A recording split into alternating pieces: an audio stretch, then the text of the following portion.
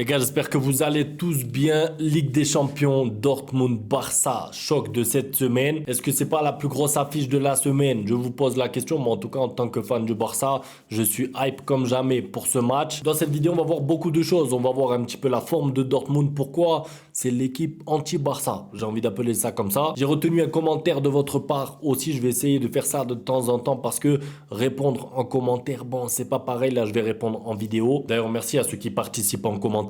Un 11 idéal, même si on s'attardera pas trop parce que je pense qu'on connaît tous le 11 qui sera mis en place. Et pour finir, un pronostic de ma part. D'ailleurs, pour tout ce qui est pronostic, et c'est seulement cette semaine pour la Ligue des Champions, vous avez un double bonus. Deux bonus donc. Ça se passe avec Unibet. Le lien est dans la description. Vous avez 100 euros, le bonus classique de base après l'inscription. Et vous avez en plus de ça pour vous aider 10 euros offerts. Profitez donc du double bonus. Jouez sagement, interdit aux moins de 18 ans. Le lien est dans la description. Alors, la Ligue des Champions, bon, c'est vrai que la Liga, on vient d'être déçus. Le Barça a fait un match nul de partout. C'était pas un bon match du Barça, on va pas se mentir. Maintenant, place à la Ligue des Champions. Cette année, avec le nouveau format de la Ligue des Champions, ce qui est bien, c'est qu'il y a plus de matchs en Ligue des Champions. Donc, tu peux compenser si ça va pas en Liga. Tu peux aller bien en Ligue des Champions. Et j'ai envie de dire, c'est un petit peu le cas du Barça en ce moment, même si tout est relatif. Quand je dis que le Barça ne va pas bien en Liga, pour l'instant, en tout cas, le Barça est premier, même si c'est provisoire, même si l'Atlético Madrid se rapproche, même si le Real peut passer devant.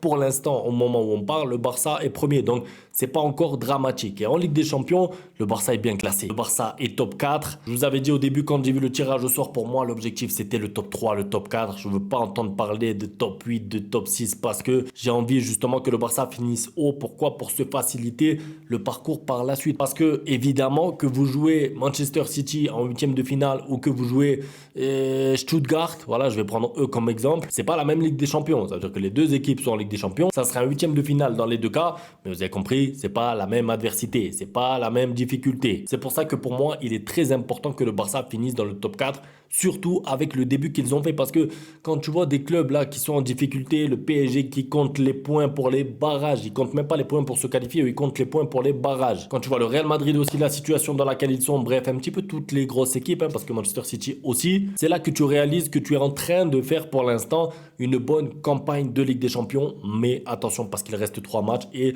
comme je l'avais dit dans une autre vidéo, si tu perds les 2 prochains matchs de Ligue des Champions, si tu perds Dortmund, si tu perds contre l'Atalanta, tu vas vite te retrouver 9e ou 10e parce qu'il n'y a pas beaucoup d'écart entre le top 4 et le top 10, top 12. Donc attention, méfiance. Au-delà de ça, pour ce match contre Dortmund, si vous voyez bien le classement, les gars, qu'est-ce que vous remarquez? On peut remarquer que les deux équipes sont à égalité en termes de points. Elles ont exactement le même bilan, c'est-à-dire 4 victoires et une défaite. On se rappelle de la victoire du Barça.